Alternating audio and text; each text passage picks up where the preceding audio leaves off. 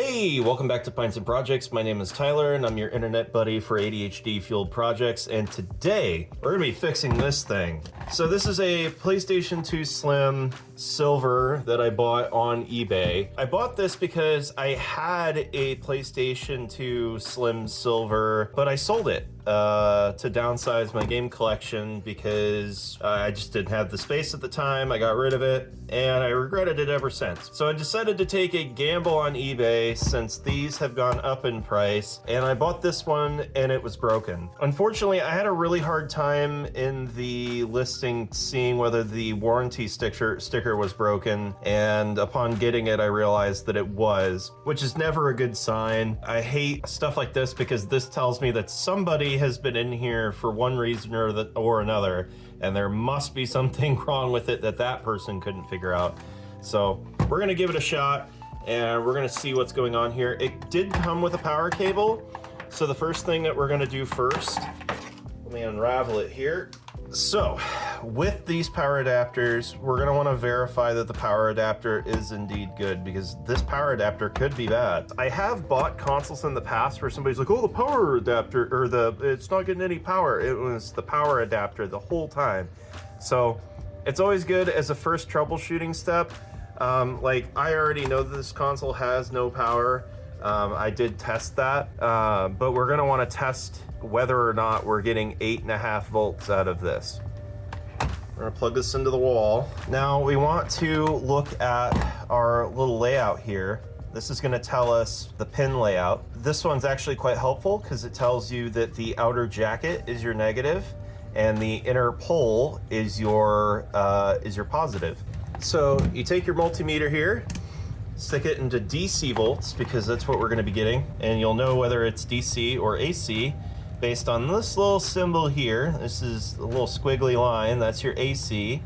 And then this one that has the line with the little dots in it, that is your DC voltage. So that's how we know which one to put the multimeter into. So we're gonna put our negative lead here and our positive lead on the inside. Appears that my multimeter lead is too big. Okay, so I put this little guy down in there. Put our negative lead here, put our positive lead on this wire, and we're getting 1.9 volts. So I think our power adapter is indeed the problem. So let me go grab another power adapter really quick. Okay, so this is one that I know that works for sure. Just for little shits and giggles here, we can do the same test we just did with that one. As you can see, we're getting 8 volts there. Now, before, when I plugged this in, I was getting no power light, absolutely no power light. And normally when you plug them in, you should get a red light. And of course, if we're getting less than 2 volts, of course the light's not gonna turn on. So we plug this in. Hey, look at that, we have a power light. Oh, cool. I feel it buzzing. Sick. Dude, oh my God, I'm so excited. This is awesome. Man, this is great. This is so fantastic. Let's go take it into the retro room and test it out. All right, so I just pulled out the PS2 that I play on. Got this one down here. She is locked and loaded. So let's see what we get here. Unfortunately, we're not getting any kind of video output. And I just pulled the PS2 out and I realized why it didn't turn on. I didn't plug in the AV cable. All right, now with the AV cable plugged in, let's give this thing a shot. Yes! Oh, I'm so excited. But it appears we're not reading discs now. I can hear the laser move, but unfortunately it doesn't seem like the little disc motor is spinning. So let's take it back into the workshop really quick and take a look. Man, what a bummer.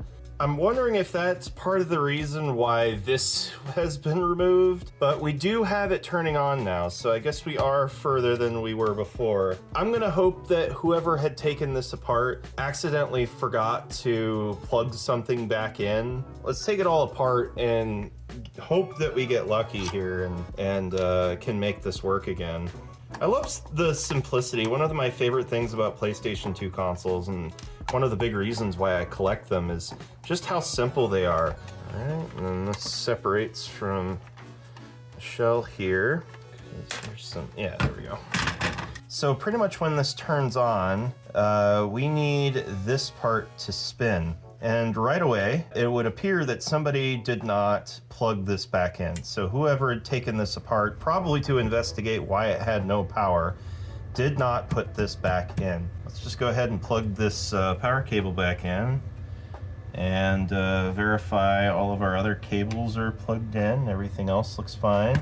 Please put things back when you take things apart. If you are not good at putting things back when taking things apart, then maybe you shouldn't be taking things apart. It's fine to learn and things like that, but it's very unfortunate that this PlayStation 2 console suffered a period of non-usage because somebody had taken it apart, and I'm almost wondering if that alone is what caused the power adapter to die, whether somebody was playing around in there and actually shorted the power cable out and killed the power cable, which is possible. I'm super happy that it was just a cable being unplugged. I was really worried I was going to have to replace the drive. I mean, I did have parts to do that, but let's give this thing a try now. Moment of truth, here we go.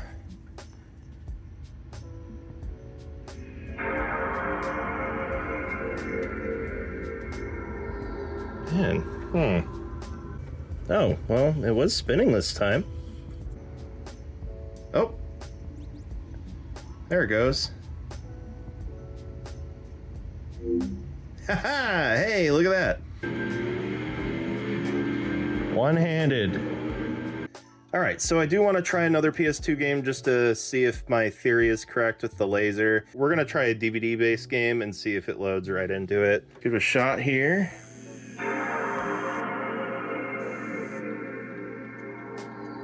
A lot of noise coming from the DVD drive. Okay, I am not going to declare this thing fixed until it actually is fixed. And we're going to test it with a game that I don't care as much about. We're getting some sort of grinding issue, and that could be a few things. So the first and foremost is the laser will move in and out.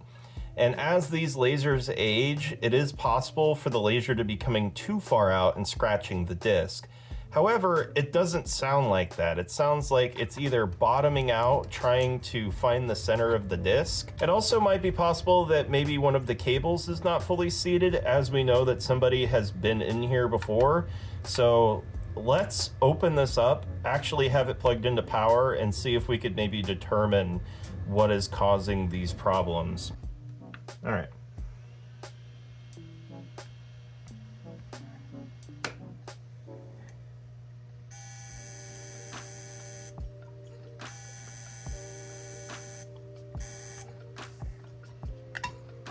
How strange.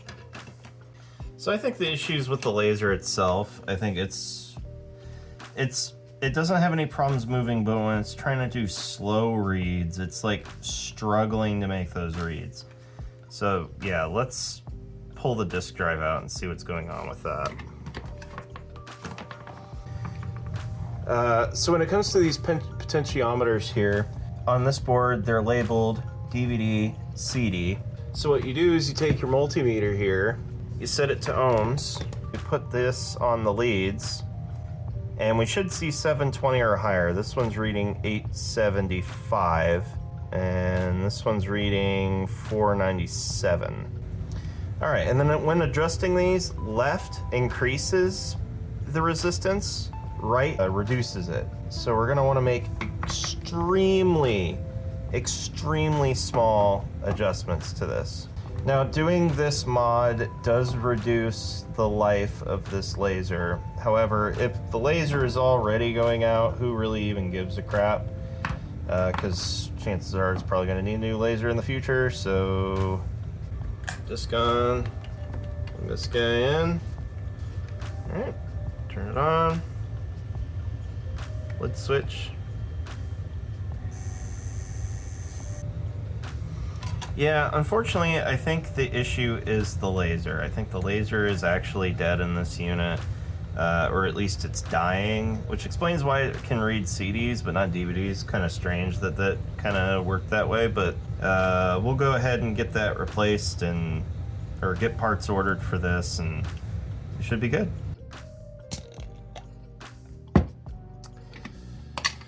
It's been a few days, and by a few days I mean like a week. So I just bought a new disk drive to replace this one.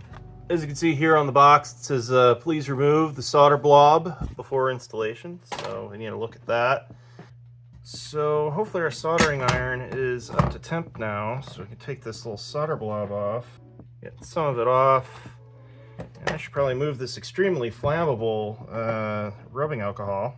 Now we can put this back into the PlayStation where it so belongs. We'll take our ribbon cable here and frustratingly jack with this for 15 minutes while we get this in there.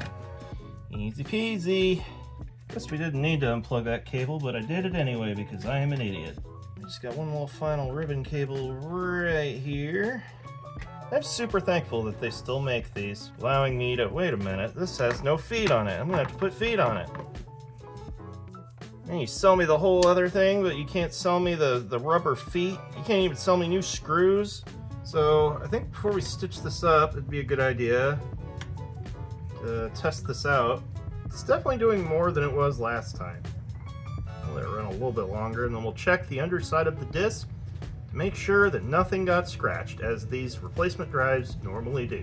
No scratches that I can attest to. Thank you, NCAA Football 2003. Somebody somewhere is really upset that I use that as my test disc, but you know, sports games are trash. And I'm saying this with confidence that I have fixed it, and that I will not have to reopen this PlayStation again, and it'll be good forever until I decide to get rid of it, and it'll go to a nice little home somewhere and somebody can appreciate it. All right, let's go give this puppy a shot. All right, so I got this swapped back in. So now we're gonna take our little game here, stick it in. Fingers crossed, here we go.